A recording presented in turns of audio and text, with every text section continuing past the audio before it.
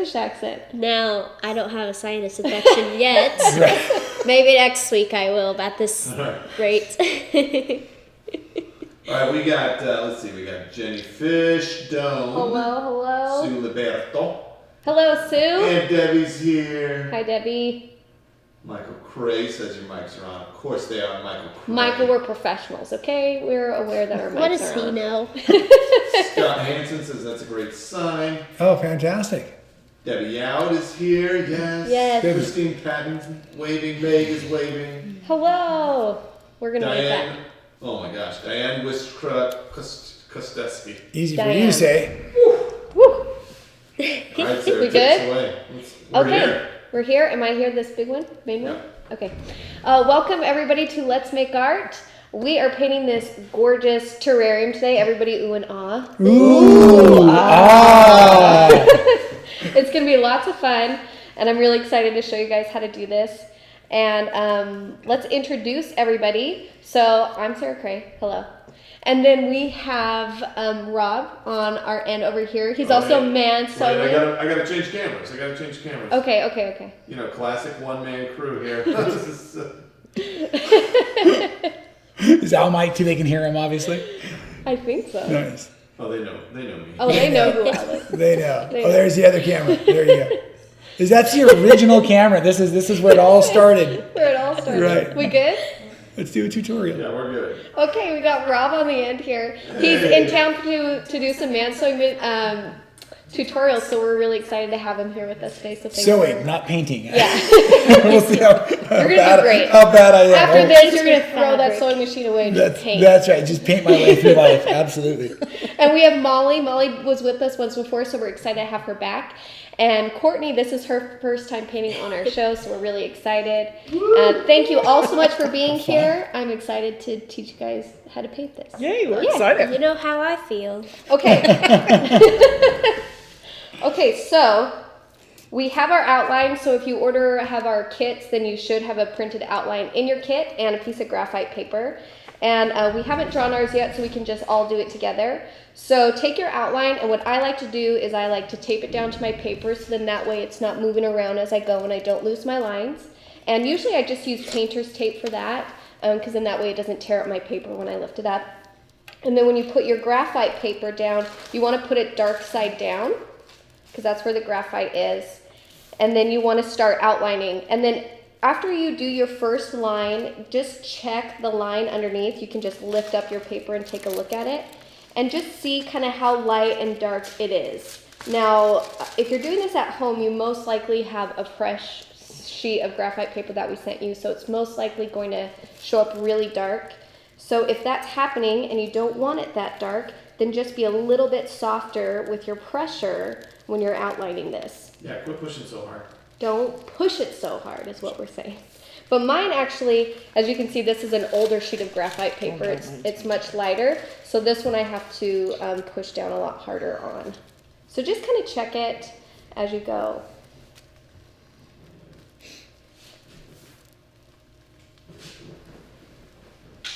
Now, who here has watercolored before? I have not. Successfully or just watercolor before? Just watercolor before. Is there a difference? Unfortunately, yes. Well, my mother-in-law is a fantastic watercolor painter, but I am not very good. But I've tried it when I had the little tray of, the little paints right in front of you in about kindergarten era. Oh, sure. I have. But I used to do the paint by colors, or by number, I mean. Well, great. This is also my first time watercoloring, so we're going to see how this Just kidding, you guys. Sarah Cray over Just there. kidding. She is cray. Am I allowed to make suggestions yet? I told you, I promised I would. Am I far enough into the video that I can break my rules? You are. Such a teacher at heart. Well, because I'm tracing on black, so I'm wishing I had a red pen in my hand. Yes. Is that terrible to say that? That's not terrible. We've So because had the that. people that are at home that could get a red pen in their hand right now. Okay. Yeah, we've had that suggestion before. Okay, that's what I like when I'm going on a tracing, a different color. It doesn't have to be red, just different color. Just a different color so you kind of know. Mm-hmm. This is a really cool I was going outline. to say that too. You know what, Rob? Day one, you're already better at this than me, okay? No, it's just that the key to my quilting is tracing because I'm always doing applique projects, and so I've spent a lot of time tracing. Great ideas, Rob. Great ideas. Great Thank you. ideas. We love it. We love suggestions. And then these, on our outline here, we have some funky little single lines that you're like, what the heck is that? That's actually the back of the terrarium. So go a little bit lighter on your outline with that because if it's too dark, it's gonna bring it towards the front. But when you paint it, you can, we'll just use a lighter value. I'll show you guys how to do that. So don't stress about that. But just so you know, you might be like, what is this thing? It's the back of the terrarium. Oh my gosh, hers is so much lighter than mine. Mine's gonna be really light because I have a really light sheet of graphite paper, so don't Okay. stress about it. Oh look, we're over here on the dark side. Okay. Yeah, that's fine. I'm with you guys. And we have this kneaded rubber eraser. Sometimes you get random like little lines here and there from just like maybe resting your hand or something, and you can just erase those out if you want. Does anybody want to try this? You can even lighten up your drawing sometimes just by. This is like a weird eraser that. Is it like a worm where you can cut it in half Oh, that's and cool. it stays alive? If you A worm? Oh, the eraser it is. You can tear that up, tear that apart. Okay. How are we doing on our outlines? We're doing good? Mm-hmm. Okay, after their outline, you can just rip off that paper and set that paper off to the side and that graphite paper. Up here, Perfect. okay? Yep. Okay, so you have 2 sheets in front of you. And the one that we just traced, you're going to put that to the side. Because we're going to do our warm-ups first. Get you guys used to watercolor and the feel of it and that kind of thing. Go over some techniques. But before we get started, I need everybody to raise their right hand. And repeat after me. I promise to be kind to myself. I promise to be kind to myself. I promise to have fun. I promise to have fun. And I promise to not compare myself. And I promise not to compare myself. Thank you. Because we're all at different levels here. Yeah, we're all sure. in different areas. And when we, compare ourselves, we're kind of cutting the legs out from underneath us. And, it's so easy to encourage others, but we have a hard time encouraging ourselves. So I'm making you guys be nice to yourselves. I like those. Okay? All right, so for our warm-ups, let me go over the colors that we're using. So we have 4 colors. And we're using scarlet for our mushrooms, which is this really bright red. Golden brown, that's going to be our terrarium, and we're going to mix it in with our green. And then our jungle green is like our nice dark green that we're going to have going on, and then our black. So we have 4 different colors here. And then if you guys have this tray at home, what I usually like to do is I like to put them kind of on the corners or on the sides, and then now Can I you pull have that tray into frame a little bit? yeah. So here are my 4 colors, and then now I have this like big space where I can mix all of these colors together. And I can just use this whole area to make different colors and all these different things. And can you go back to it if it starts to dry out? Yeah, so you can see this red actually I used from the last tutorial I taught. Okay. This is all dry. You just take a wet brush and it brings it right back. Oh, sweet. So usually I actually leave my palette for weeks at a time and just, pile colors on and just reuse them as I go. Jerry Hill says hello. From Hi, Cherry. Cherry! So happy we met. Jerry subscribed. Cherry, yes. She subscribed. to the box. She subscribed. She'll be getting the July box, and I got to meet her in person. She's so nice. So cool. Welcome, Cherry. Okay. So, and then the brushes that we have 2 sizes. Now, most of you guys have a round 4 or a round 6. That's your bigger brush. That's what we're gonna do to fill in large areas. And then we have a smaller brush, which is a round 2. And that one is gonna be more of our delicate lines or just smaller line work.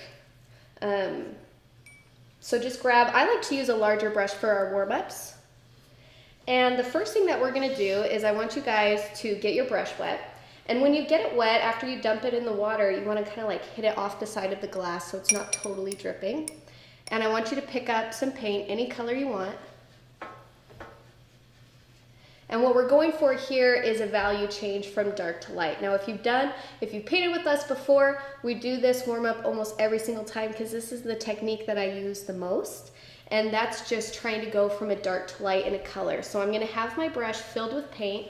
It's gonna have more paint than water, so it's really paint heavy. And I'm just gonna make a few swatch marks right here, kind of almost like a rectangle. Just like that. And then what I'm gonna do is I'm gonna rinse my brush completely, kind of hit it off the side of my glass. And where I've left off, I'm gonna start there and just kind of smush it out, slide it out. And the goal here is to have a dark, a medium, and a light value. Yep. Perfect. And Rob, you're gonna wanna rinse yours out a little bit more, leave off where you started, and keep going. So the whole goal is to have a really dark, a medium, and a light. So you could even rinse your brush one more time and go even lighter. So just keep on going until it gets nice and light. Yep. Perfect. I like how the Exactly color like that. branches Now, out. if you do it quickly, usually it just like bleeds out kind of on its own, and you don't have to like mess with it too much. But just kind of do that a couple of times and get used to that. You might want to do it with different colors, because then you kind of get a feel for what the other colors are. This is a good way to kind of understand the swatches. So now I'm doing green. I laid down my green. I'm rinsing my brush. Start from where I left off, and I'm just going to spread that out. So I just did that part, but this light is not as light as I want it to be. So I'm just going to rinse my brush again and do that same thing, starting where I left off. Because your lightest light, you want it to be like almost barely there. Like there's almost just a hint of color. I love that color. Ooh. It's a pretty blue. Yeah, that's perfect. You have fun. I like just doing this. Yeah. And this is, it's always a good idea, even when you get new colors, or sometimes I have a day where I just need to sit and play. I'm not even going to paint anything. I'm just going to play with the colors. I'm going to play with the paints and just kind of see. Now, if you're having trouble and you're not really getting a dark to light value, what might be happening is you might be overworking it and making it even. When you overwork it, that just means you keep on going back and forth. If you go back and forth across your area, that paint is going to automatically spread evenly over this water surface. Now, this is a really nice even wash, which is not a bad thing. In watercolor, that's what we use sometimes. So I want you guys to go ahead and make a nice even wash. So you don't want one side to be darker than the other. So it's essentially the same thing we just did, but kind of work it back and forth. And I want you to have a dark one and a light one.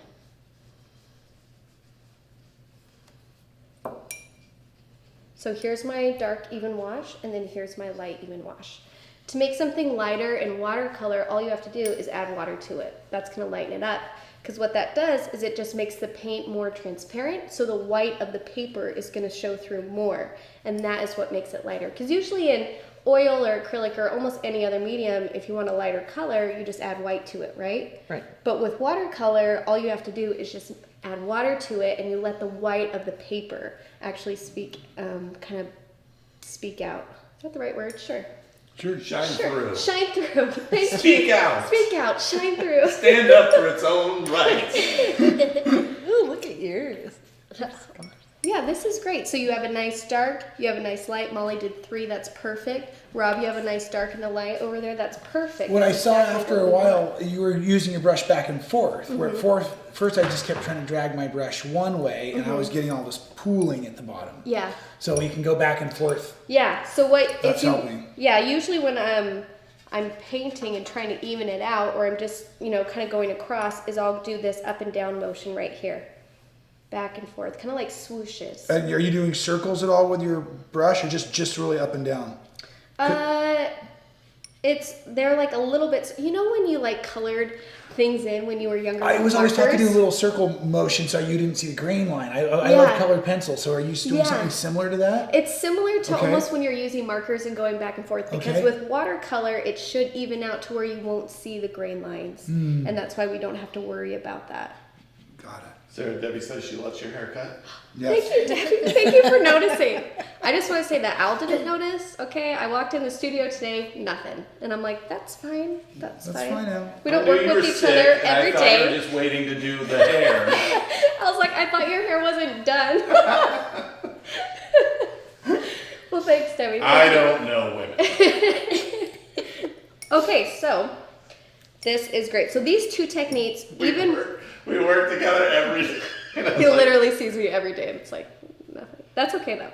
That's fine. So we did our dark to light value. This is a very great technique. I use this every single time, and we did our even washes. That itself, those two techniques, you guys are like ready to go. What we're gonna do now though is just kind of go over brush stroke. So I'm gonna ask you to get your smaller brush, and we're just gonna practice doing some thin lines. Now you'll notice that with your rounds, no matter what size you have, they go from a thick bottom to a narrow top. And the reason for that is you can get a thick to thin stroke in the same stroke, just depending on your pressure. So I'm gonna highlight this with my 10 because it's bigger and it's more pronounced. But this is me hard pressure with my 10, nice and thick. And then this is a thin line, so I'm doing soft pressure. So you can see just the thickness difference right there, just depending on how hard you're pushing on your brush. Now for our leaves, for our stems, I like my leaf stems to be nice and thin and delicate. And so I just want you guys to practice doing those nice thin stems. So get some paint on your brush, and I just want you to practice doing nice, long, thin stems. So you're almost barely touching the brush to the paper. Yep. And sometimes I'm going so light that I even kind of lift off my paper a little bit. I never stress when that happens. Usually I just leave those gaps and I kind of just paint leaves around it, and it's not a big deal. But just controlling this pressure, this is like really advanced work. So be patient with yourself if you're struggling. And what I want you to try and do is try and make them long and try and make them more on the straighter side. See how long and straight you can make them. It doesn't have to be perfectly straight. I'm not great at making straight Holding my lines. breath. I am too, Rob. I'm like not breathing. We need oxygen over. A little tip that I like to give when you're painting these thin lines is sometimes we like to rest our hand down on our paper, and we only move our wrists. And when that happens, our length of our line is limited. Right. But if we kind of lift up and use our arm and our shoulder to do the lines, then we can go on as long as we need. But when I put my wrist down and I just use my wrist, I'm kind of really shortened to the movement of my wrist for how long my line can be. Now this painting, this one is not going to matter as much because our leaves are not super long. We're not doing super crazy long thin lines here, but it's just a good thing to know if that's something that you're having a hard time with. Yep. Very nice. How are you guys doing over there? Fun. Good. I'm practicing not putting my palm down. It's almost like if you guys play piano or something, it's that same thing where you don't want to rest your wrists down too much. You kind of want to lift those up. Any see if the audience has any questions. Audience, do you have any questions so far? Any techniques you'd like to go over? Anything we need to go over? Why does Sarah speak British? I was trying to go for Australian, so I guess I Oh, failed. Way to go, Molly. Well, we were talking about British people earlier. We so were. That's my bad. You should have said maybe, and I would have known. Okay, we're gonna go over one more thing before we start on our painting here. We're gonna just practice doing our leaves themselves. So there's two different ways you can do a leaf, and you can choose whichever brush you want to use for this next one.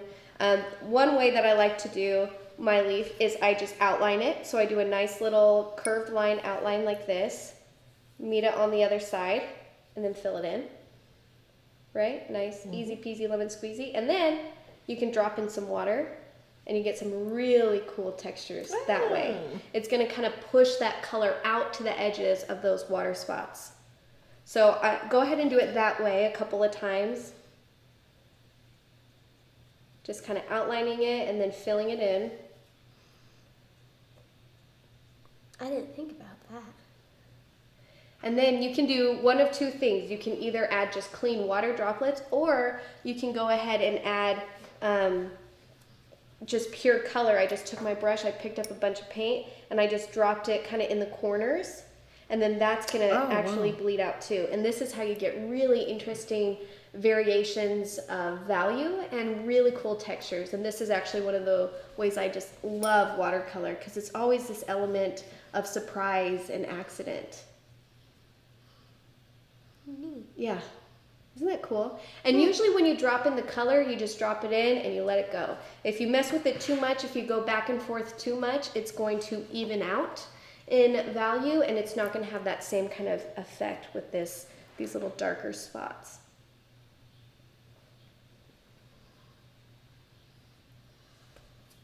Look at you guys. I'm so excited. You're doing it already. You guys are painting. Yay. This is it. I'm a painter.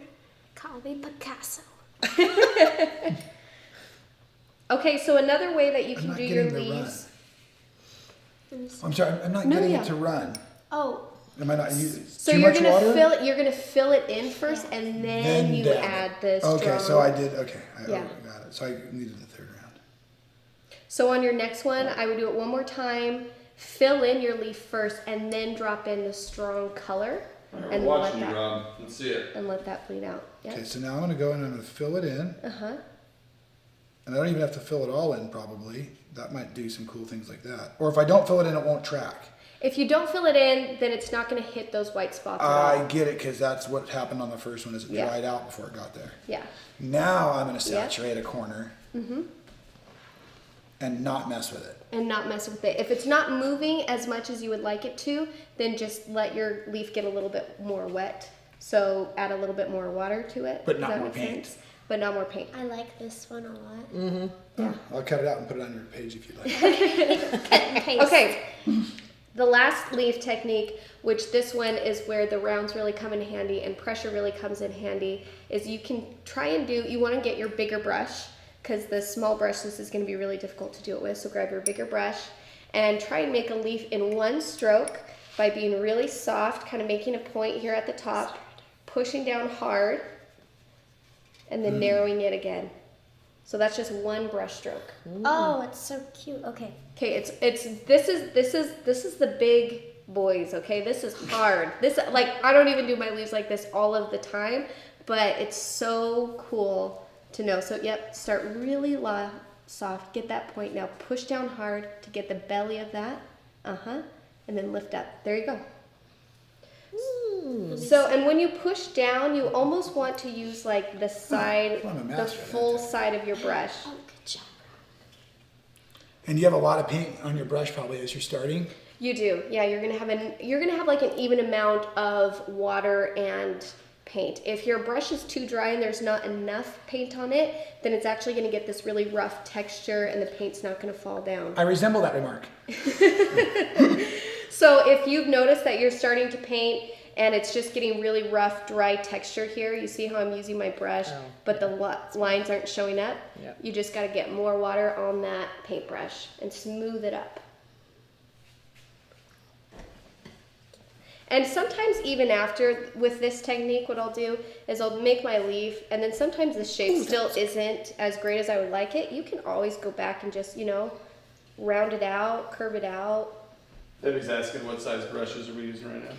So for your project, the one I use to paint this is around 6 and around 2.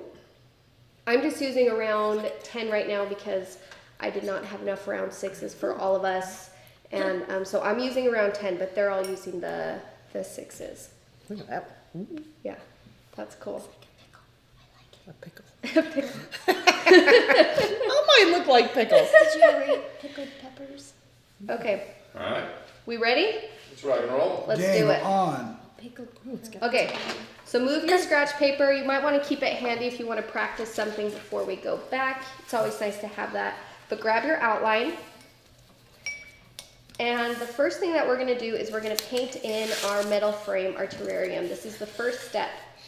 Now, because this terrarium is metallic, we're trying to emulate gold, there's gonna be lots of value change, which means there's gonna be areas that are dark, and then there's gonna be areas that have a really nice highlight. So let's start. So when you're doing this, you just kind of want to be aware not to work it back and forth too much, or else you're going to lose the darks and the lights that we're trying to make.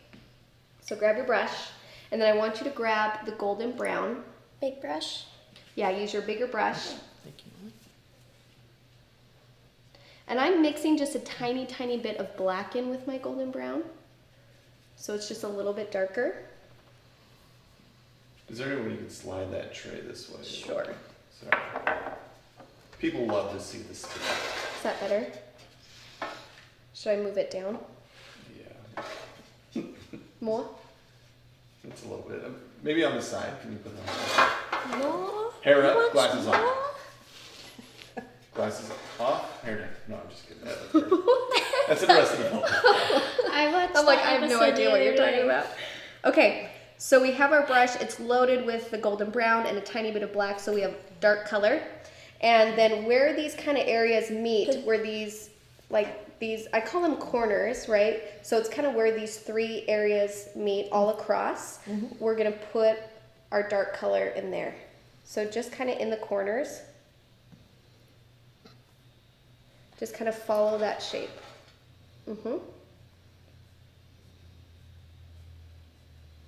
And they don't have to be perfectly, I'm not saying like, a quarter inch out to a perfect rectangle. It's not like that. Just kind of put in that dark color first.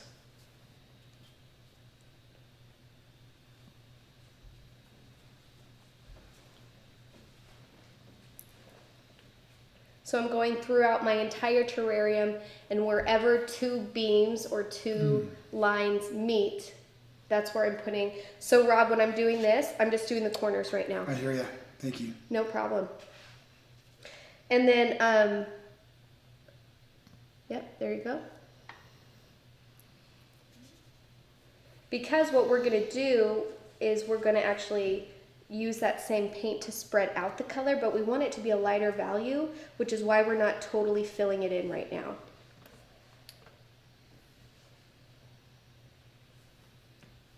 So what do you do if you did fill it in already? If you did fill it in already, what you can do is you can take a damp brush and go over, here, I'll show you guys. So let's say I filled this in, and it's this kind of even dark line. What you can do is you just take a damp brush here, get it wet, and then take your paper towel and just kind of lift up the color. So in watercolor, you can't totally erase, but you can lighten. So Rob, if it's too dark in an area for you, just go over with a brush, take your paper towel and blot it up. I'm sticking with the Let It Ride theme for a Okay. little while. We'll see. Is No, it too I love dark it. in the corners for you, No. Sarah? Okay, then we're going to keep letting it ride. I love it, All right, love I it. appreciate the technique. It's a more bronze. We call that pulling a molly. That's right. I'm trying to not overdo it. Or be too hard on myself over here. No, I love it because you know what? Sometimes you're going to go and you'll see that if you look closely at my paintings, there's going to be an area that you're like, well, that's a little wonky. Because as you go, you just go, you know what? I'm just going to let that be and it's going to be fine. Let it ride. I'm going to let it ride. So far, I'm getting more nervous as we talk here, but we'll keep. I think I'm going to still let it ride. Okay, so I'm just filling in my corners. I'm going to go up to the top and do my corners up there too, where all of these things kind of meet.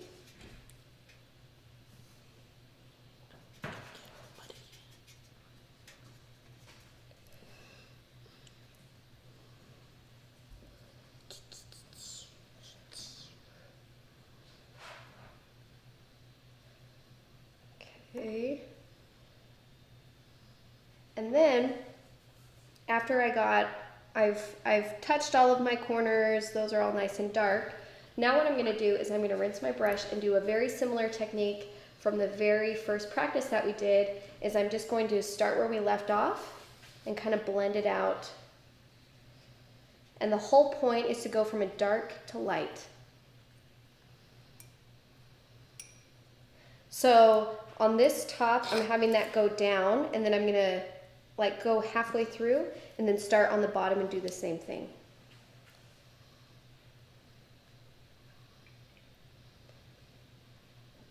And kind of somewhere in the middle where they meet, it's gonna be really light, like barely any paint there.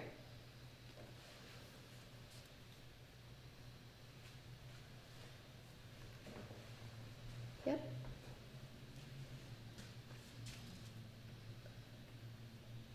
And I'm just gonna do that in all of the areas where they meet. Is try and do that kind of dark to medium to light, back to medium, back to dark.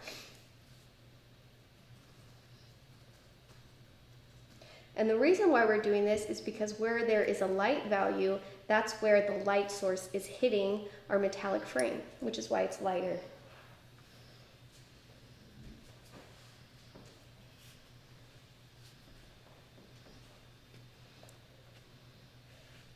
So, question. Yes. So like whenever I take the water and go back into these dark spots, it leaves these little outlines. Do I just need to like go over the entire area with the water so it doesn't leave those lines? If I Like don't outlines from where you... Yeah, see like right there? Yeah, so what you can do,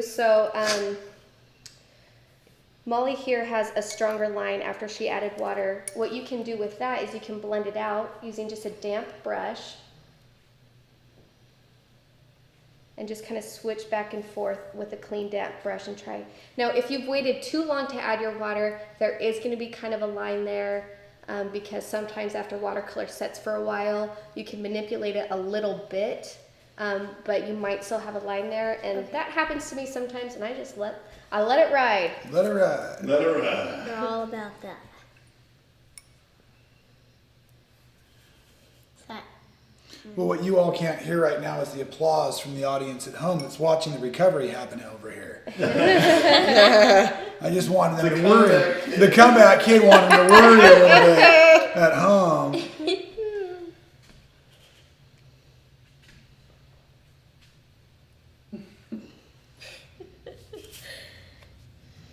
My problem with watercolors is the lack of control, and so I'm trying to dry brush it over here and control it.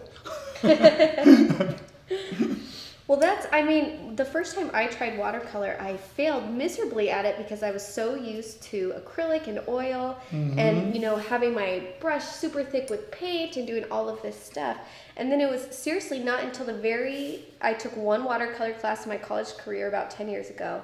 And it wasn't until the final where I realized that I'm just like, no, you're supposed to be like Letting it ride. soft with watercolor and you do layers and it's like this really, it's about like finesse, and what? I just had a Happy Gilmore quote coming.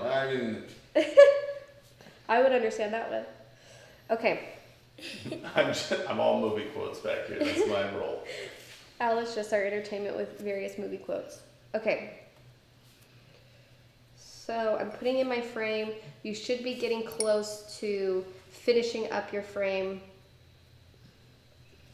And you'll see on this back line, it's just a thin line, and that on the back left, and that's because the terrarium is kind of on its side, like going away from us, and that's why we only see a thin line. So just kind of practice what we did with practicing our thin lines and just kind of follow that line that we have there for you on that back edge.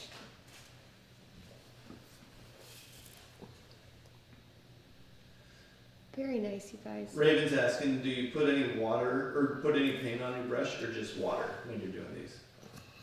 When I'm doing the back lines? No, I think when you're connecting these, I'm not putting any paint on my brush. I'm using the paint that I already laid down, this nice dark color. I'm just using that to move it across. So you just dip in water and then So I'm just using kind of a damp brush to spread that color out.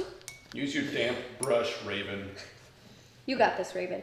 And then let's say that you used your damp brush and you moved it across, but you lost your dark corners because it bled out too much. Just wait for it to dry, and then when it dries, go back in the corners and do another layer of dark on top, and you'll have your dark corners again.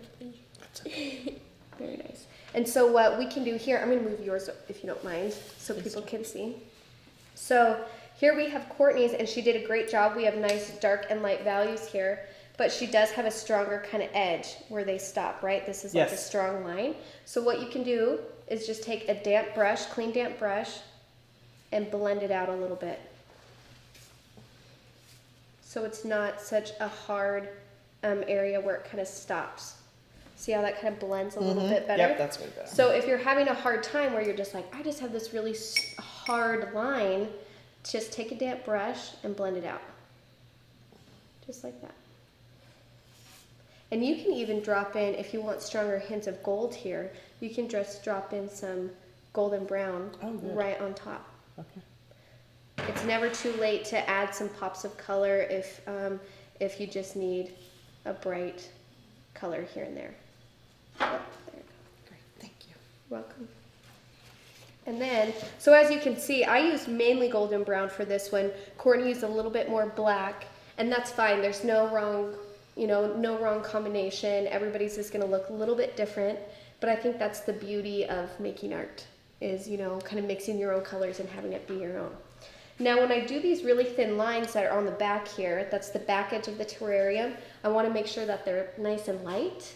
So I'm actually going to make sure I have more water on my brush than paint, and I'm just going to softly do these thin lines in the back. Now, if we have our graphite that's really dark, do we want to erase that a little bit? Try and erase it if the graphite is too dark, try and erase it a little bit. But we just want to show people that there is a backside to this terrarium, so we're just giving them a hint of what's going on that back edge. And you can see I didn't fill in the entire thing because we're gonna have plants going through there. And so I didn't think it was totally necessary to kind of fill in the entire back. We just want hints of the backside.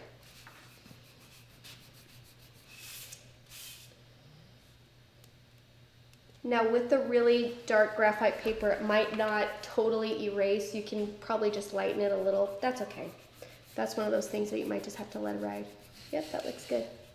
That's gonna be our new motto. That is Rob. gonna be our new motto. I love it. Rob, You can you're use helping my us so much. terrarium painting as the icon for that. We're gonna have to, I'm afraid. Perfect. Okay, how are you guys feeling about it so far? Good. Doing good? It's so 3D. I know, isn't it great? Loving it. 3D, if you want to create form or shape, it's just all about value change. Making sure you have those darks in there, making sure you have those lights in there.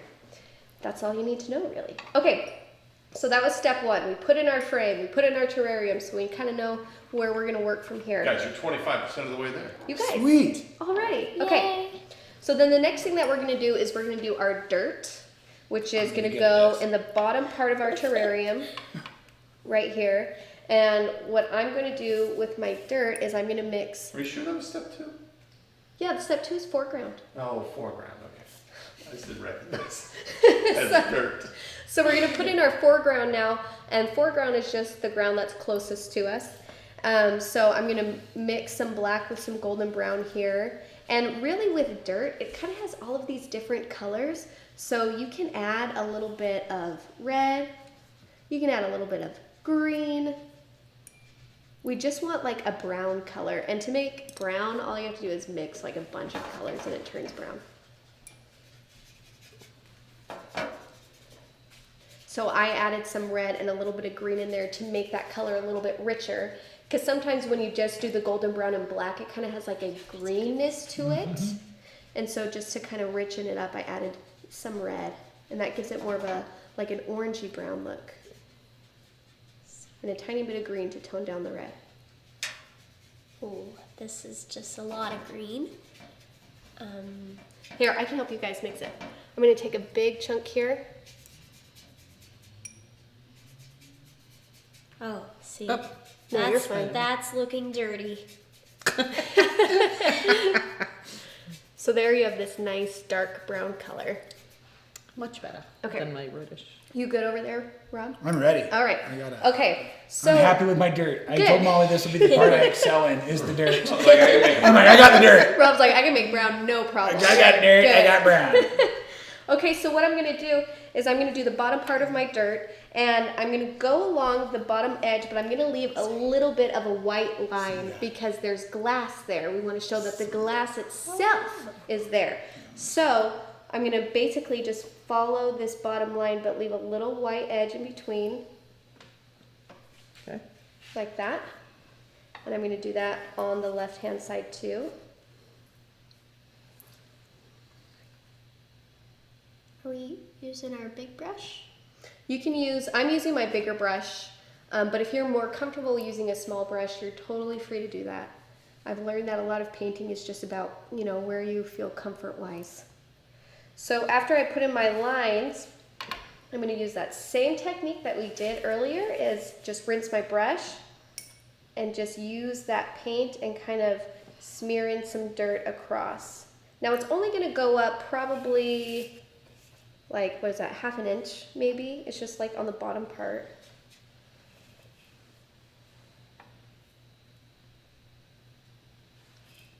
But this is where it's also would be fun. You can drop in some water droplets. You can drop in a little bit. Like for me, I want my dirt to be a little bit more gold, so at the top I'm just gonna drop in a little bit of golden brown. Just like that. There's my dirt. Oh, so you guys can see. Now I want your dirt to be darker. I need darker. Yeah. So if you're laying stuff down and it's just not as dark as you want it to be, grab your paintbrush and load it with more paint and kind of go over on top of it. And what we want is we want the bottom part of the dirt to be a little bit darker, and that's why we kind of rinse our brush and lighten it up towards the top. So the top part is going to be lighter than our bottom part. And it's okay if it's kind of uneven and curvy. We don't need our dirt to be like this perfect straight line, because that's not how dirt is in person. It goes back, so there's bumps and there's these different things. Yeah, very nice. Oh, sorry. Perfect. Yep.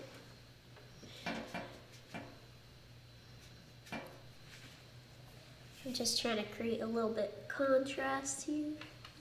Great word, Molly.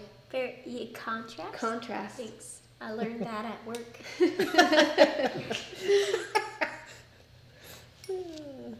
Okay, so after we fill in our dirt, we're going to move on to our mushroom. Our cute little mushrooms. Now for our mushrooms, I'm just using pure scarlet, so I'm taking my brush. I'm still on my bigger part of, or my bigger brush,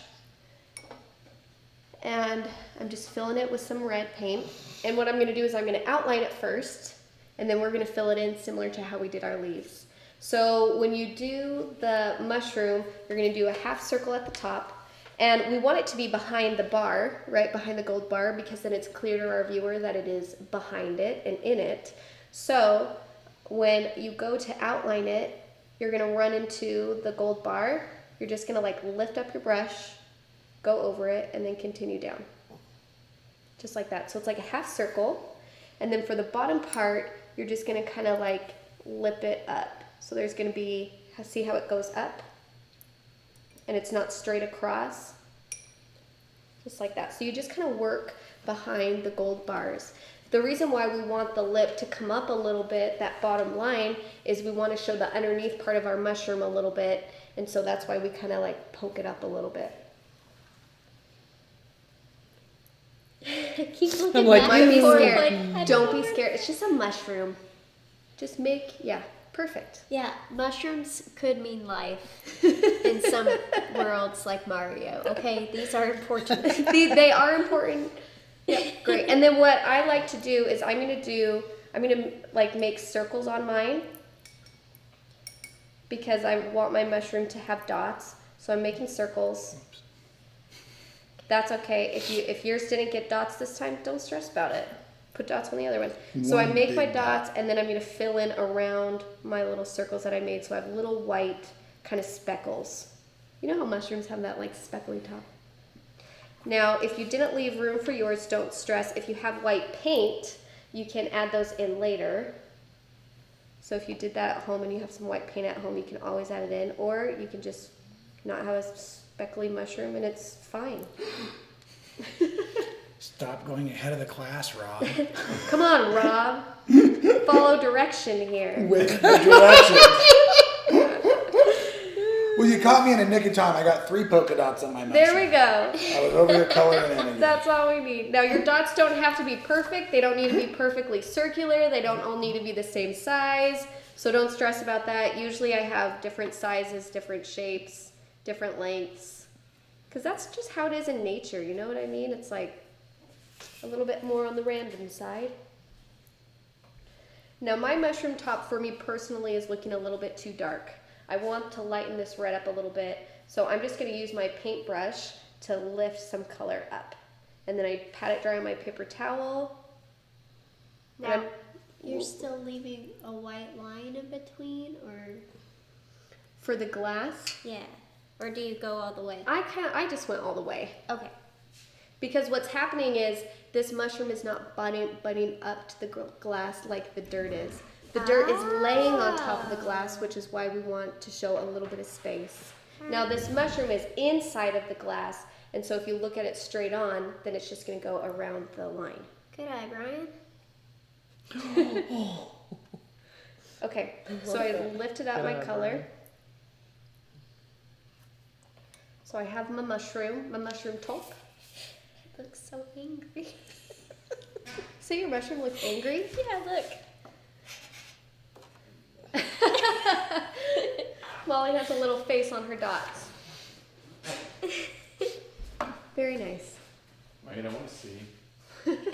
Wait, Al wants to see. Let's see your face. Just like that. Can you see it? Maybe it's a little bit more serious of a mushroom. Yeah, that's real. That's a serious Yeah, that's a real thing. Okay, now we're going to do the trunk of our mushroom.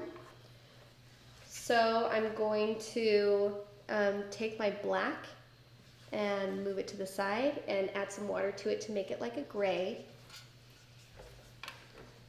So a light gray color. You can add a little bit of gold in there if you want it to be a little bit more on the tan side, which is, that's what I did for mine. I wanted to have some color, not just be totally gray, so I added just a smidge of gold to make it more of a tan gray. And I'm going to do my base here. So the base is kind of more round, and then as it goes towards the top, it kind of thins out. Kind of like that.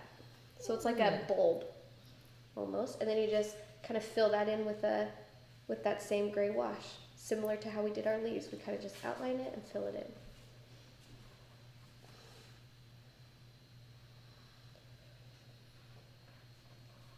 Okay.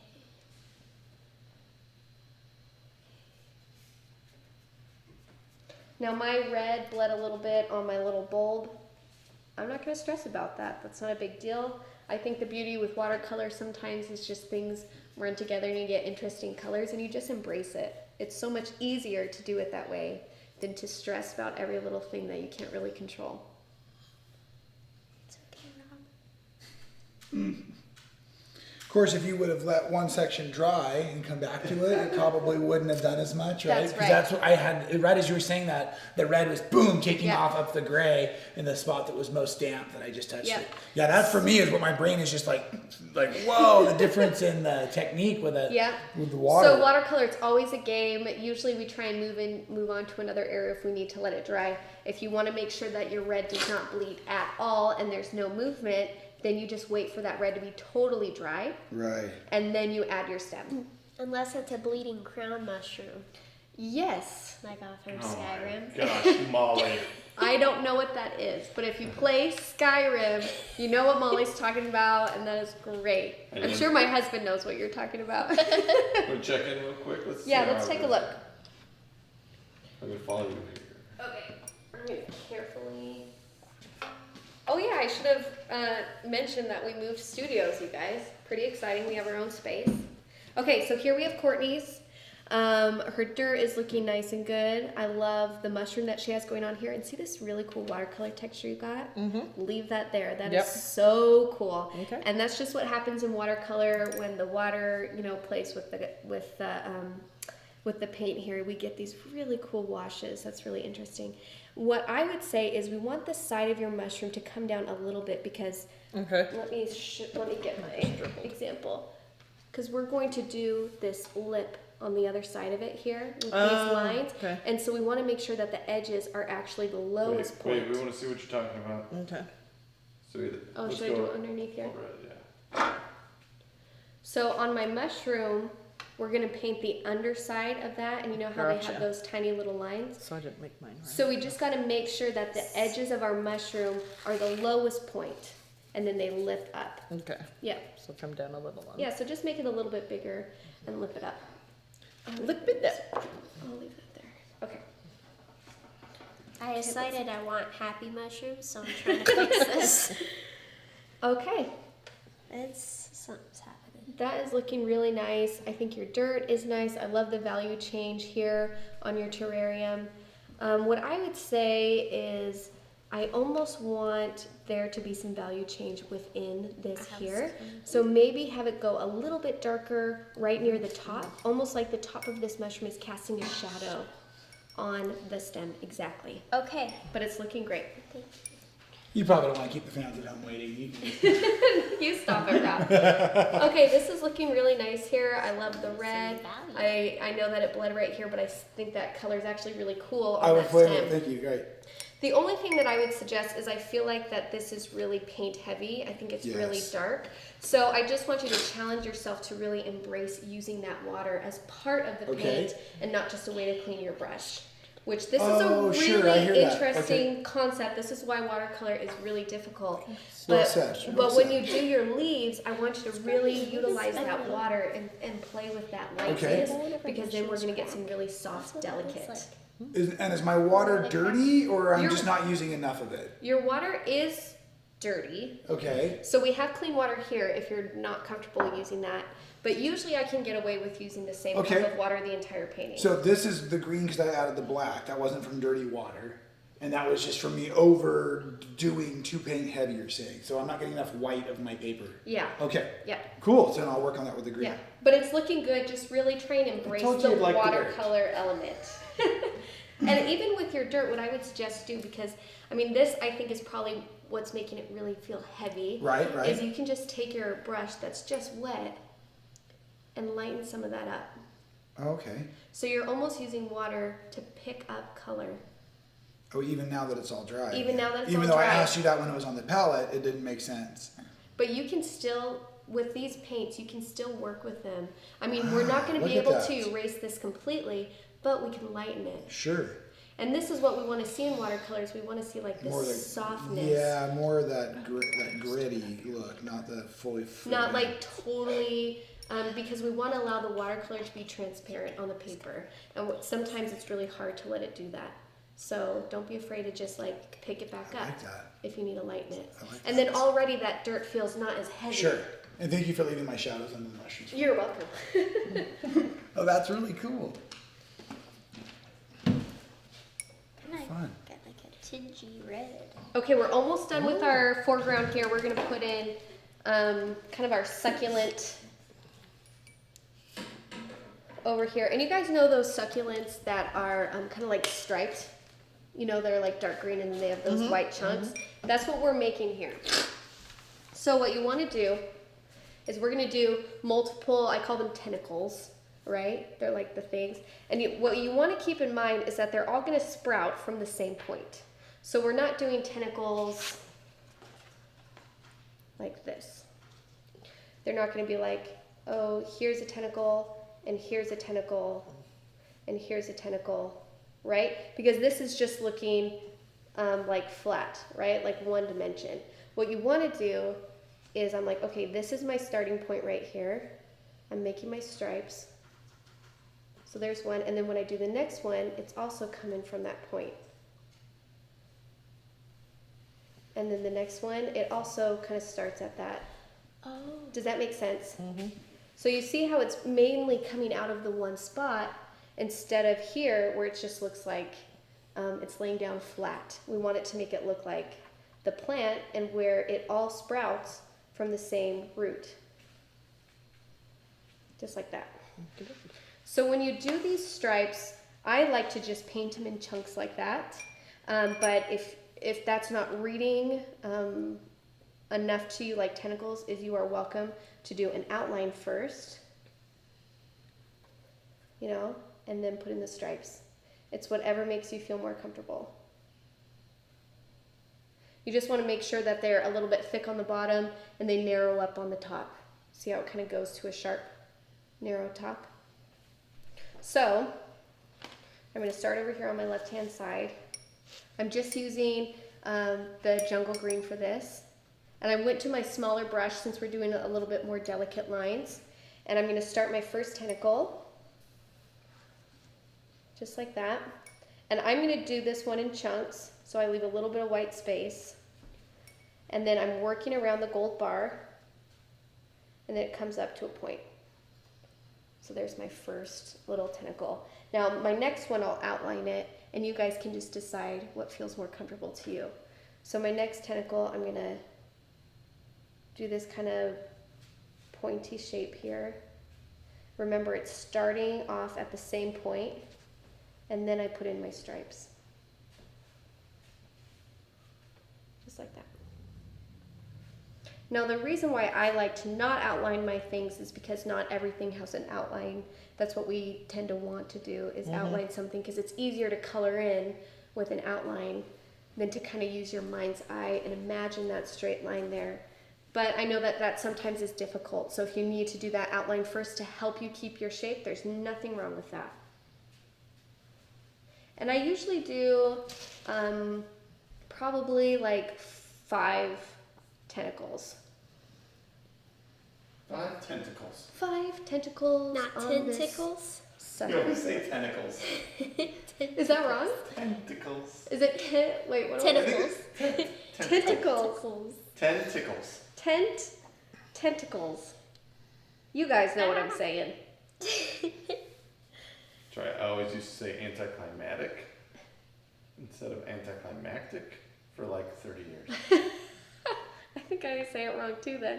So I'm like, what was wrong with what you just said? I didn't get it. So they're all kind of, and if you start them in the same spot and have them kind of come out and curve, then they're going to have this kind of roundness shape. That's right. That's exactly what we want. Yep. And then when you get to the top, you're just going to be doing, I'm going to move this so people can see. So we have the top here, but we wanted to Bring like, it down a little bit. yeah. We want to sharpen it up at the top. So it's going to be like, see how it's almost like this really tiny little triangle? Okay. With that nice little sharp, just like that. I would do a couple more, and then Okay. that succulent is set. Now, you might be stressing right now, because you might be like, this succulent looks really weird. Here's the thing. We're going to have so many plants that nobody's really even going to notice it. So don't worry about it. And I just realized we forgot our second mushroom, so after we do that, we're going to go back and do our second mushroom. Rob's got it. He's good to go. Oh, look at you, Rob. Wow. I had to go for my polka dots, so I had to practice the polka dots somewhere. So I made it. Look, there's the second mushroom top. I can put the polka dots there. Okay, so I finished my succulent. I'm going to go back in and do my second mushroom. This is how we do it here, okay? We just do it as we go, fast and loose. Okay, so for this mushroom, this one's going to be a different shape. This one I think is so cute because it's like squatty. It's like squatty, and the red part is longer, but it's skinnier and longer, which I know doesn't seem squatty, but it seems squatty to me. I see what you mean, though, because You know the what I top mean? is Like taller as you're than the making the bottom. hand It's like- gestures. I'm like, it's squatty, but it's longer. If you're like, that doesn't make sense. But you know what I mean? It's like this cute little, okay. So I'm going to do my mushroom shape. This one is going to be more like an upside down U. Like that. And then this one, we're not going to do the underside of this mushroom because it's so narrow. So I'm just going to kind of curve that bottom off.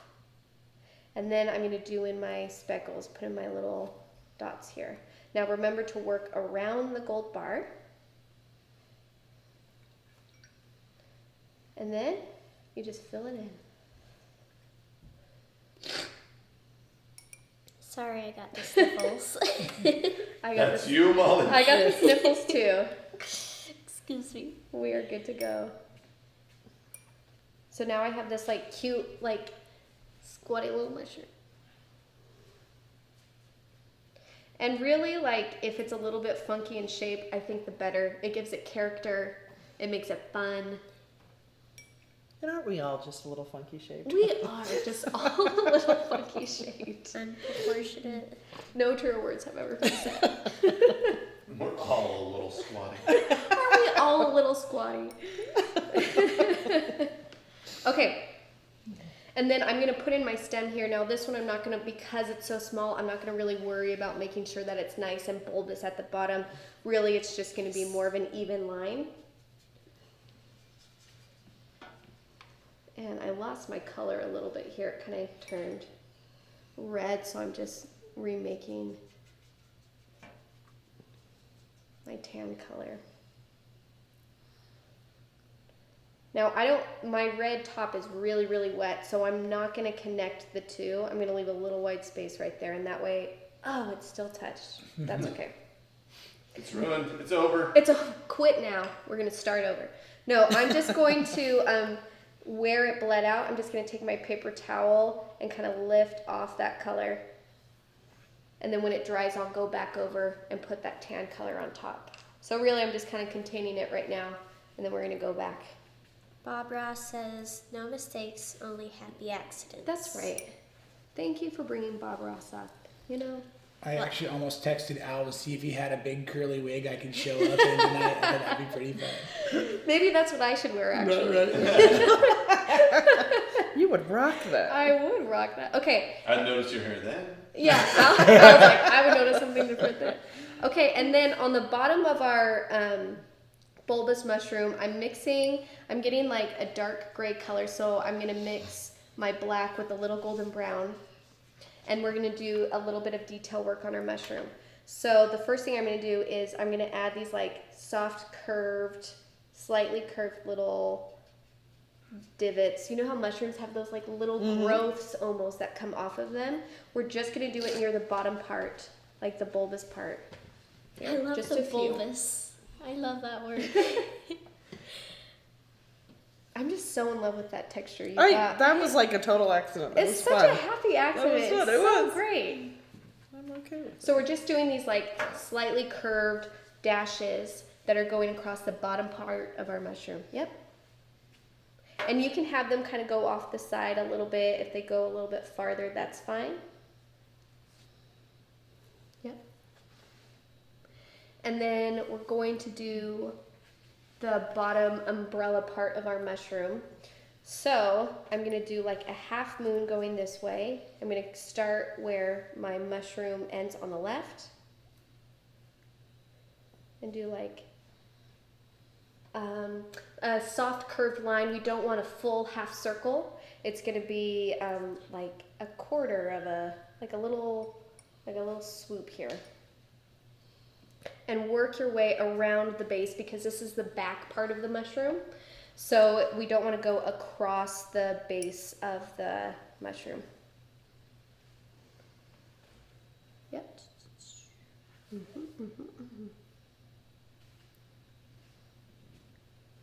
You stop that right now. Trying to get into my red. Yep. And then just to do some detail lines, because the bottom of mushrooms, depending on the mushroom, is they have those lines. They have those really thin lines. So I'm just going to follow this curve of the mushroom shape, and I'm just going to do some nice thin lines towards the center. Now I don't have a lot of space to work with here because I have my gold bars right in the middle. So it's more like a hint of what's happening instead of having to like fully work it out. So it's like I have one line here, I'm going to do a couple over here. But just try and have those lines go towards the center of our mushroom. And so people have an idea. It's like, oh, okay, underneath that mushroom, underneath that hood, we have those nice, thin, delicate lines. Like gills. Just like you, Molly. A Yeah. delicate little line. Delicate little line. Like a flower. Oh, that's so cute.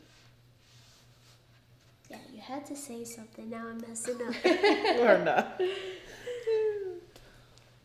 Okay, we're gonna do one more.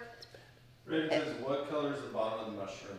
The bottom of the mushroom, I did black and I lightened it with some water, and then I added a touch of the golden brown, and it gave it kind of a tan color. Raven, thanks for asking questions. Raven, thank you for asking questions. I love it. If you have questions, ask. We're here to help. Looks good, Rob. Okay, they're looking great. I love that. Come Okay. on. So we have one more part to our foreground, and then we're gonna move on to our midground. So I'm gonna do this nice big green leaf that's coming over here, this guy. So this one, you can really play. I love doing Show it one more time. I was on different. this guy right here. It's beautiful. It's beautiful, it's green. So I'm using the darker green, the jungle green, and you know, really play with what we were doing in our warm-ups. Play with adding those water droplets in and those drops of color in to get some interesting textures on your leaves. So how I do my leaves is what I like to do is I like to do the top leaf first, because then I can decide how far it goes up. So I'm like, okay, I want this top leaf to come out like right here. So I'm gonna do my top leaf, and I switched to a bigger brush since we're doing larger leaves. I'm outlining my top leaf here. Then I'm gonna fill it in, just like that. Now, because this leaf is coming like out and curved, I'm gonna continue my line kind of doing this. That's gonna be my stem, but that's why it's like on the side. It's not a straight up and down leaf. Now we're gonna go over the gold bars except for this bottom one, this bottom left one here, because we wanna show that it's behind this front, but it's coming out. It's coming out of it, which is why it's going over these lines here of the terrarium. So I did my top leaf. Now I like to do my stem. So I'm gonna start with my thin line. I'm gonna get to this gold bar, lift my brush up, and then the rest of it just goes across all the gold bars that we have, just like that. Drea just tuned in. First thing she says is great hair. Thanks, Drea. Thank Your you for wife rocks. noticing, Drea. Okay. Okay. After you put in your stem, now you're free to put in your leaves. Now you can make them symmetrical, which means you can match the leaves on either side, or you can have them, you know, kind of alternating. I usually alternate them, but it's whatever you want to do. Now these green leaves are going over all the gold bars except for this thick bottom one down here. So just keep that in mind as you go down. And then I put in my leaves, and I'm going to add in some droplets of water here for texture. Now, if you are not loving the color of this green and you're like, man, I wish this was kind of more of a yellow green, you can mix in a little bit of the golden brown to your green, and that's going to make it more yellow.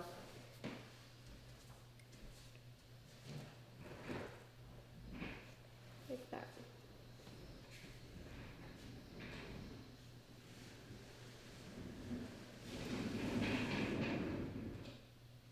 So I'm getting near the bottom of the stem on my leaf and try and work around this gold bar. So I'm just gonna have a leaf coming out here. And because my succulent is on the other side, I'm just gonna have the top leaf coming over here. I'm working around the succulent.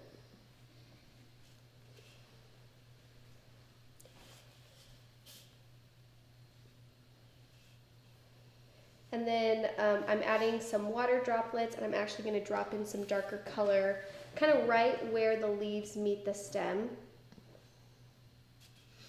Kelly's catching up. She wants to know what colors you use for the soil. Kelly Welty? Yeah. That's my mom.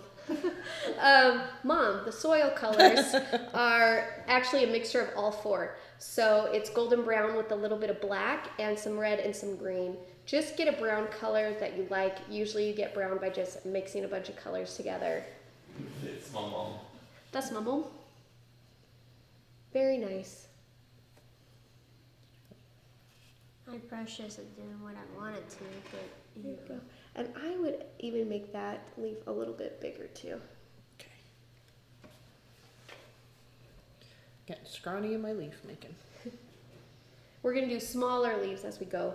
farther into the terrarium. But for right now, we want to make sure these leaves are nice and big, and that's going to communicate to the viewer that this is closest to us. That's why it's so big. And I think it's just a larger leaf in general. Is leaves go? Is leaves go? It's a little bit larger.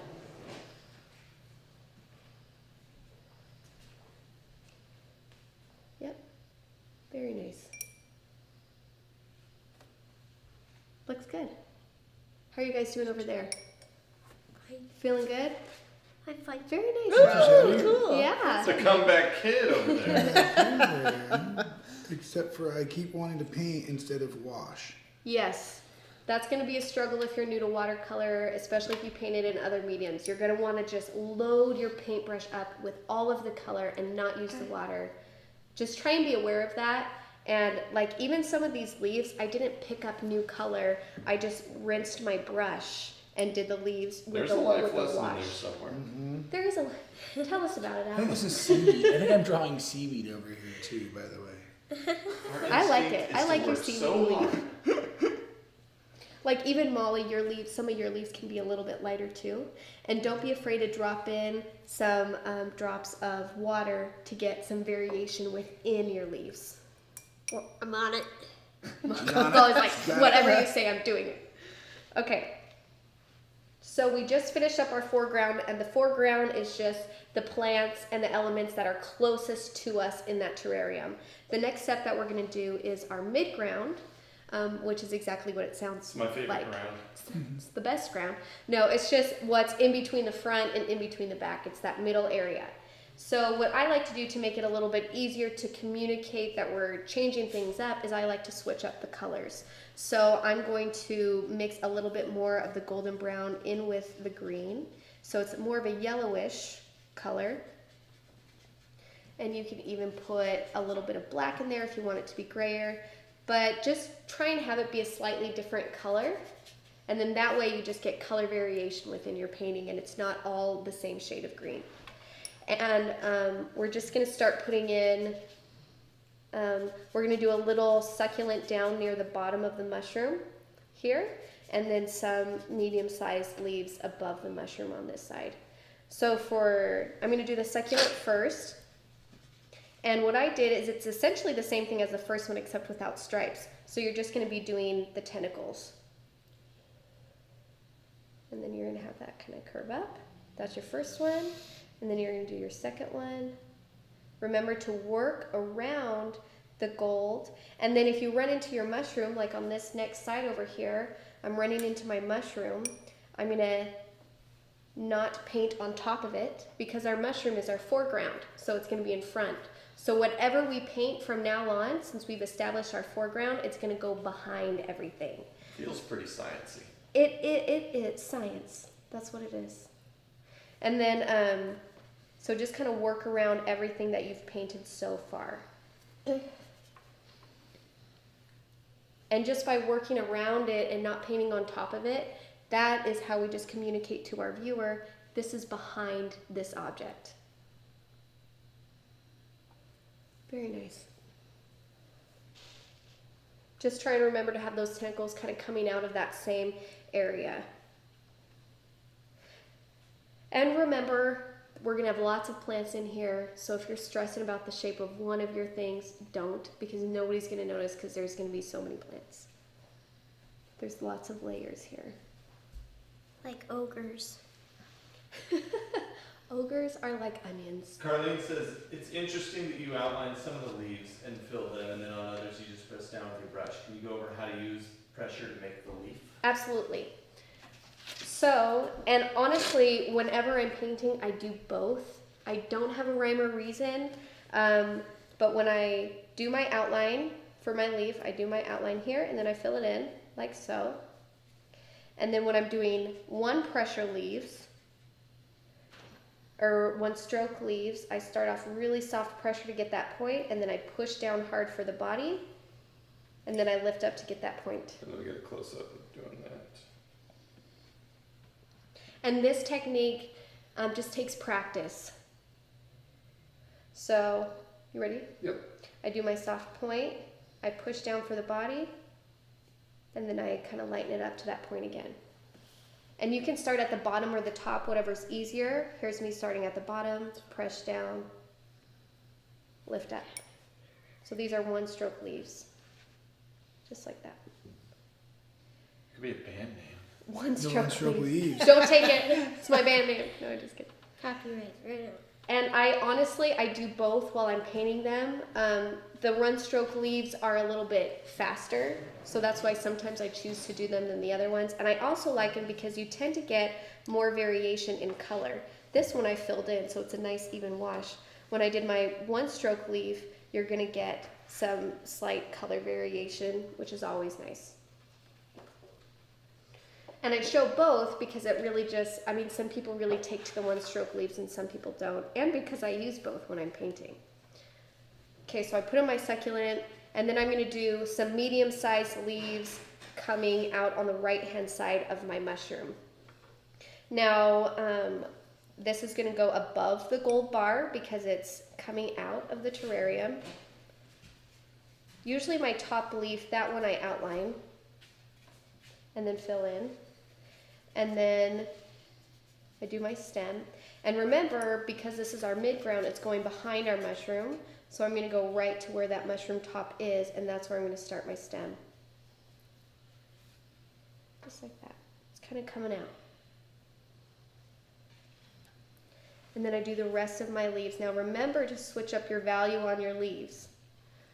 You guys hear me down there? Mm-hmm. I just kept playing too long, and now it all is the same color again. Back to my dirt color I keep so good at. Ooh, I like that color you got going there, Court. Ooh, that is a nice color. I love switching up colors on my leaves. Even on the same stem of the leaf, I'll do one that's a little bit more blue or one that's a little bit more gray. They don't all have to be the same color, even if they're on the same stem.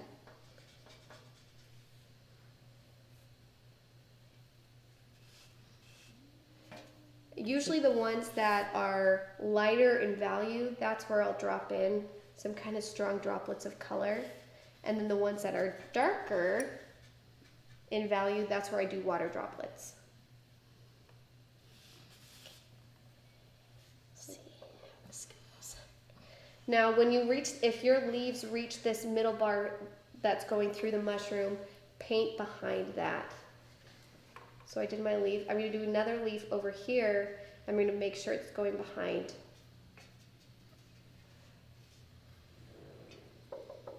Because we want to keep that illusion that this gold bar is the closest thing to us. This is the first thing, and all of these things are inside of that terrarium.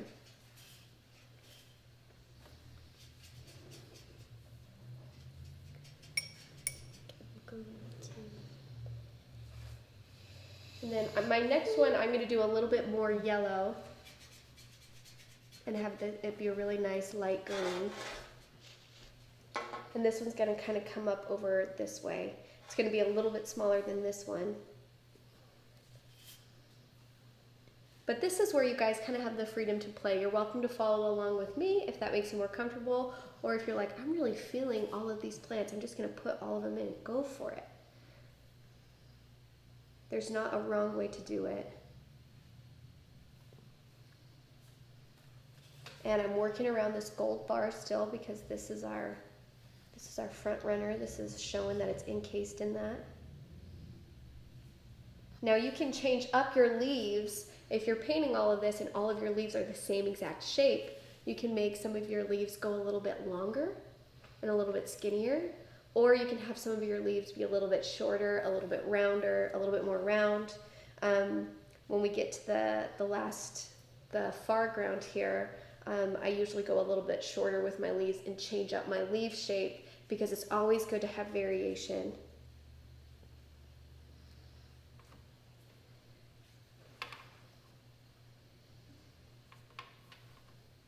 And then I'm just adding some water droplets here and there for texture. Should we do a check-in? Let's do it. Let's do it.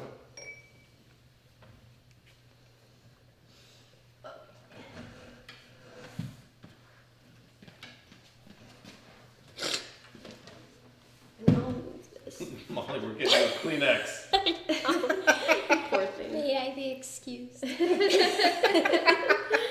Okay, so we're looking at Courtney's here. I love the different colors that she has going on here. These are great differentiating colors.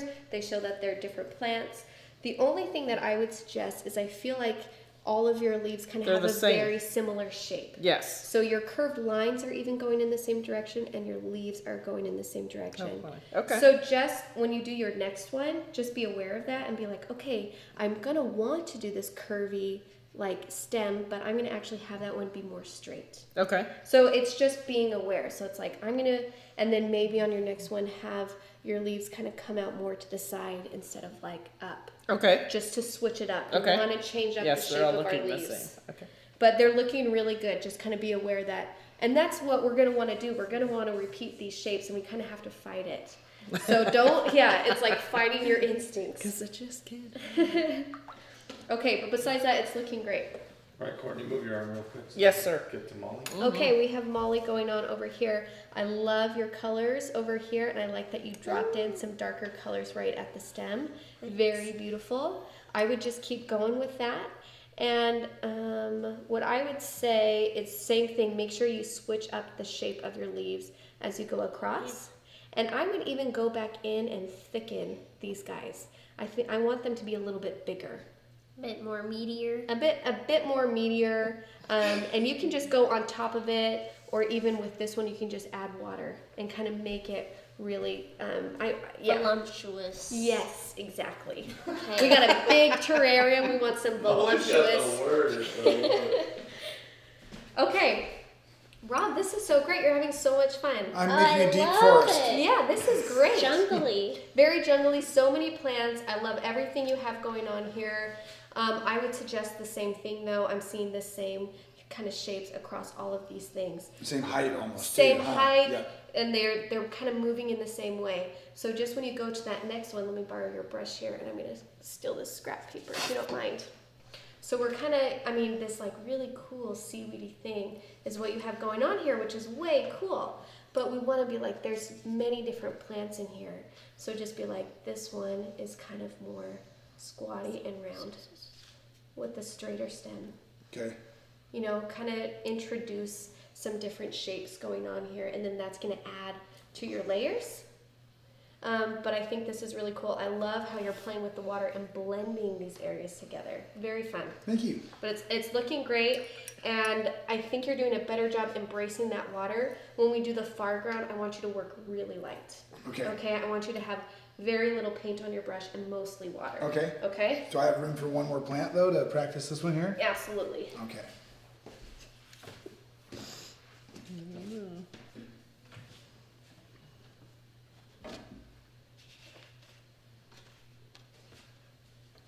But they're looking great, you guys. How are you feeling about them so far? Good. Very Terrific. good. Yeah.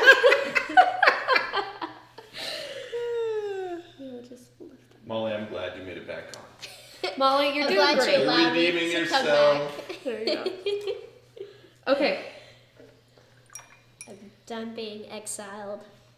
so I'm going to add another darker leaf to my mid ground here, and then we're going to start on the far ground.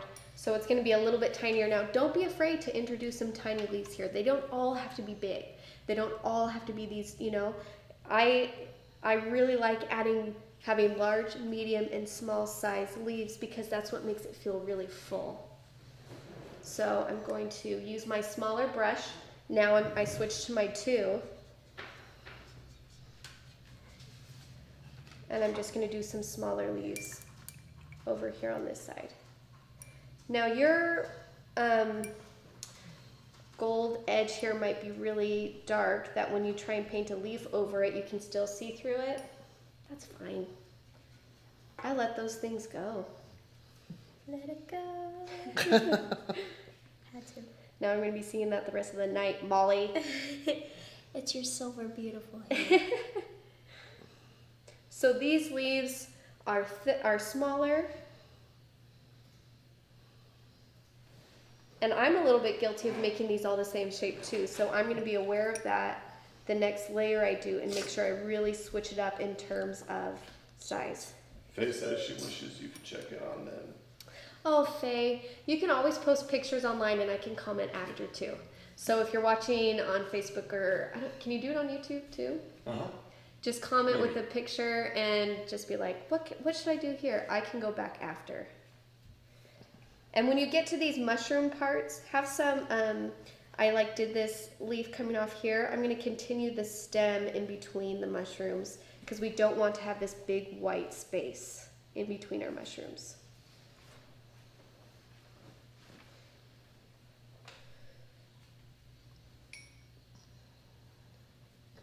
Okay, so now I'm going to go to my foreground, and for my foreground, I'm going to switch up. I'm going to go even lighter in value, so I'm really mainly using water and just a little bit of paint. And I actually really like the kind of gray-green color that you sometimes get with succulents. So to get that color, I'm mixing in black and green, and then adding a lot of water to it. I'll move this down here. Sometimes I even use the side of my pan to mix colors. There's no wrong way, people, okay? No wrong way. And now I'm going to do some smaller, medium-sized leaves, and I'm going to switch up the shape. So these ones I'm going to have a little bit more round. So I do my top leaf, and then I'm going to put in my stem. And continue that all the way down, but make sure it's behind everything that we've painted so far.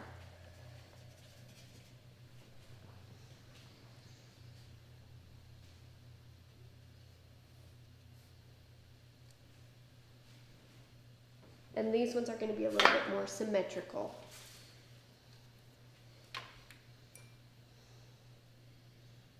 So these are squattier, rounder little leaves I got going on over here. And the nice thing with plants is there's so many different kinds that it's like, whatever you paint, it exists, you know? It's a real thing. It's a real thing somewhere. That's why I love doing like flowers and stuff.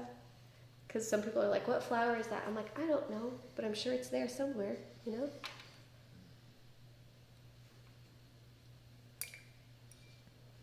I'm gonna have another one come this way. And this is kind of where you want to take some creative license, look at your painting and be like, okay, where do I have gaps? Where are some spaces that need to be filled? And then fill those spaces. Now, because I can't see what you're painting, this is where you kind of just have to look at your own painting and just be like, okay, it's a little empty over here. I have some empty space over here, so I'm going to put in some leaves in that area.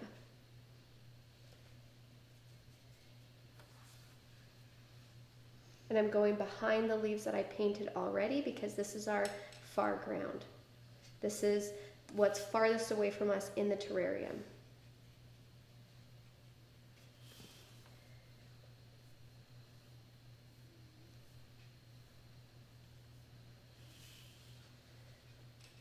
I love all the different colors you have going in there, Courtney. Very nice.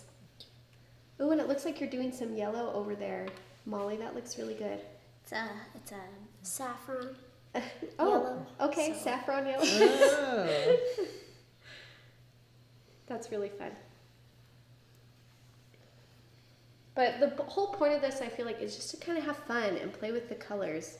You know, don't stress about it too much because in the end of the day, it's just a painting. It's just paint on a paper. It's not serious. It's not serious. It's just paint. It's just paint. I actually was reading. Oh, man. My 6-year-old says that to me all the time about my art business. Me and Al will be It's talking. not a serious business. It's just paint. We were trying to work one time, and she kept on like disrupting, trying to play with Al because he's like 6'7", and so like being picked up with him is like flying pretty much. And I'm like, Ella, we're trying to work here. You know, you need to let us focus and work. And she's like, it's not serious. It's just paint. And me and Al were like, what? Cut right to the core. We were like. Of the mouth of it. Oh, the mouth of babes. I'm like, it is serious. This is our life. Yeah, when you find yourself trying to justify your life's work to a 6-year-old, It's rough. this is an argument I'm not going to win. And even when I was just like, no, this is serious stuff. This is our job. She's like, not buying it. She's like, I don't know. Oh, that's so funny. It's just pain. I don't Kids. know. but I was reading a book one time actually, and the author was describing how he was trying to get adults to draw, but even the word draw is really intimidating. So he was just like, just take a pencil and make marks on the paper, which is drawing, but just that we're not using the word drawing. We're not, as critical of ourselves, because everybody can make marks on a paper. That's true. I can't draw, but I can make marks. I can make marks. And that's essentially what we're doing. We're making marks on our paper with paint. So whenever you're stressing, just think of it that way. They're just marks on a paper. Not serious. It's not I think I serious. filled in my paper. Yours looks great. I love that you're I filling love it in. Very nice. If you're feeling like it's a little bit too bare, a little bit too empty, just do what Rob's doing and just load that sucker with plants. You can even at the bottom blend your colors together. That's what we're going to do at the end to kind of make it go all together. It's gonna be like a fern, But it's so fun. fern type thing. Okay. It's gonna take a while. Shape of that one, that's fine. And this is also why painting with other people is really great. We're so easy to compliment other people and be like, your colors are great, your leaves are great. But when it comes to our own, we're like, I'm looking oh, at mine no. and go, yeesh. Yeah, but other people are looking at yours and be like, this is a great color. Right, if I could just you do what know? Courtney's color. doing, exactly. I want that color, I but I think it was up can't. there. What's that? It's like an. Oh, look at what that's doing now. That is I gotta stop. I'm out of that weird paper. shape in there. Rob, what I would suggest for yours is I want some lighter value ones that are a little, see how we have some coming up here that are a little bit tiny and skinny, just a few. So even go up that high with them. Okay. I would even go up a little bit higher and introduce a couple, because it's all the same height right now, Okay. yours, and I want to introduce, like you see how Courtney has some that are kind of coming up and out. Got it. Introduce some height to your terrarium by just some skinny little leaves here and there. A little Rob right there. A little Rob.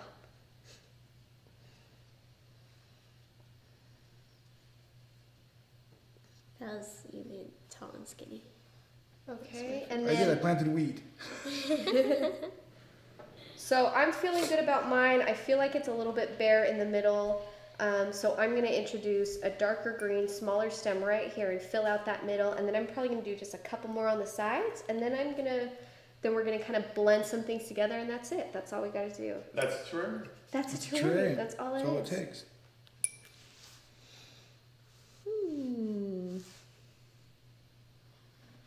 How are you feeling over here? I think I want something wispy up Yes. there. I think you do too. Something wispy. A little wispy this way. Something wispy this way came. This is yours, Courtney. Show me. What are you going to show? Oh, don't move it. Don't move it. Just come out over this way a little bit. And She's get gonna some stuff introduce hanging some- off the edge. Some movement going out this way. Very cool. Now you'll notice too that the shape of your leaves and like the stems and the directions themselves, that is what's giving your terrarium movement. So if all of your stems and your leaves go straight up and down, then your painting is going to look very static. It's going to look very still. If you want it to seem like it's overgrown with plants, that's when you want some leaves going out this way and some leaves going out to the side and some leaves going kind of in all different directions, and that's how it's going to look really full, kind of more overgrown, and that it's kind of exploding out of that terrarium a little bit.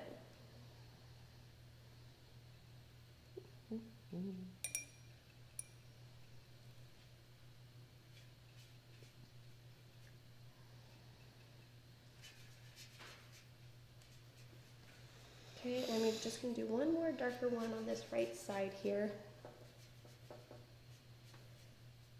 Kind of coming out this way. What you need? Paper towel. Do you need a clean paper towel, Molly? No, I'm good with Just paper practice. towel. I just want to test my color and stuff out here. Yep. Okay.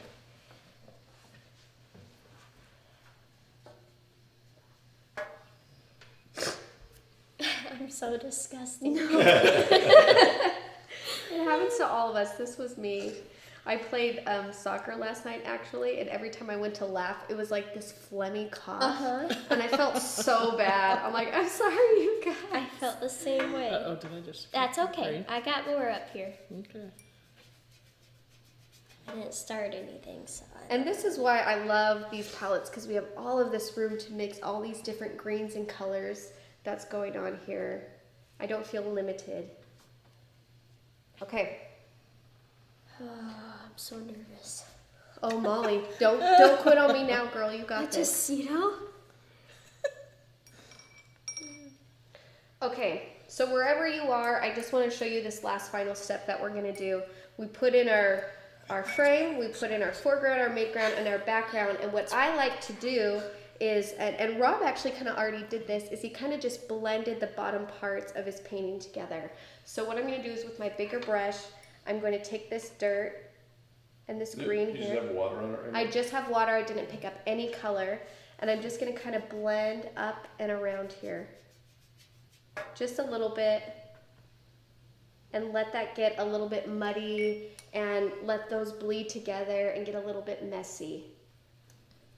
So just kind of going up and around. And when you do that, it feels more together. It feels like this is all of these plants are coming out of this one unit, and they aren't these like clean separate things in between.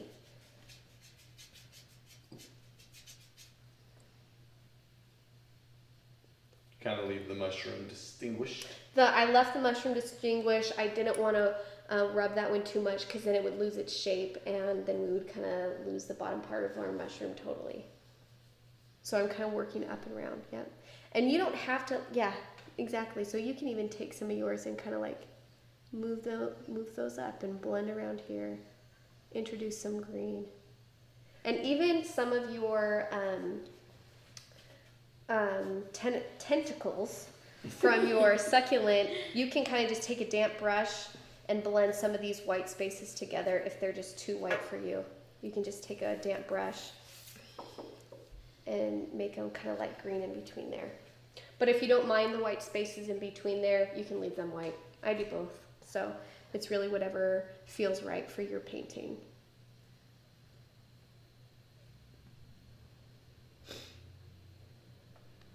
There it is. That's it. We slide yours down just a hair. Yes. Thank you. They look so good. It was fun. Okay, so what did you just do? She just kind of blended. So you just kind of blend the dirt and the Minute greenery around the bottom, but leave the mushroom because we want it to feel like it's coming out of one space. Yeah, Rob, that looks really good introducing those kind of longer, thin, wispy lines. You stole the idea from Courtney. Very nice. Yellow to lighten it up. Very nice. That looks awesome. I do think I need to stop though because I'm about out of white space. Sometimes you know when to stop. You're like, you know Oh, what, I this is just done. flung paint all over it too. Oh, That's learning. okay. Live and learn. We embrace Oh, I could those. pollock the background. Yes. Yes. Sometimes, you know, actually Chad did that one time where he was painting and he flecked some paint on it. We couldn't erase it, so he just went with it. He flecked a little bit more, and it looked really great. Right, and you could probably do some other cool like salt resist and things Yeah. like that and make neat things happen. Yeah. Okay, Molly, we're going to hold ours up. Are we ready to do Yeah, we're ready. The We're reveal. Should we hold them up? We're gonna start at Rob. I gotta catch some water down here so Look it at doesn't that. drip. Right. Oh, here, let Mine me. too. Yeah, you got it. Looks good, you guys. I love them. Molly. Looks good, Mine's very Molly. white. That's okay. You just Yeah. need a couple more leaves in there and you're good to go. Courtney. They look so Oh, good, you cool. I guys. love that. I like rocks. They're Your awesome. dirt is How fun. rich. My rich It dirt. is. Rich dirt. I love the terrarium. Well, in good yours, Rob. job. Yay, I that was love fun. how everybody's quick turned one. out. I love how different they are. I love how colorful they are. And I love that we're really embracing our differences and complementing each other. This is what our art is all about. So if you painted with us, please post it. Please share your work. Other people want to see it. I want to see it. Faye said she's holding hers up right now. Faye! Nice. Yes, hold it up. But post Oh, a picture too, because I would love to see it. So if you're watching on Facebook, you can just comment with your picture, and that way everybody watching can see it right there. If you're on Instagram, go ahead and post it. You can tag us in this. Our account name on Instagram is Let's Go Make Art, and this project name is Gold Terrarium. So You can spell hashtag. terrarium. If you can spell terrarium without looking it up, let me know because you are talented. And just share your work because we want to see it, and it gives other people courage to try something new. And next week, we are doing some poppies. Yay! Yeah. Oh, I Really love pretty red those. poppies, super fun, more plant-based, same scarlet red, so they're really fun. And this is going to feed into our Make Art Matter project that we're doing for the Drury family. We're going to do a poppy and primrose postcard for them. So next week, keep your paints out because we're going to use those same paints to do that postcard. We'll do that Thursday. Yes. So next week. So next Tuesday is our regular live paint along where we're going to paint our poppies, and then Thursday we're going to meet together at 11, and we're going to 11, right? That's what we decided. And we're going to paint live. We're going to do the postcard then too. So try and tune in for that, or you can always, of course, watch it after if you can't tune in live via Facebook or YouTube. Is that it? Good job, you guys! Yay! That was fun. Super fun.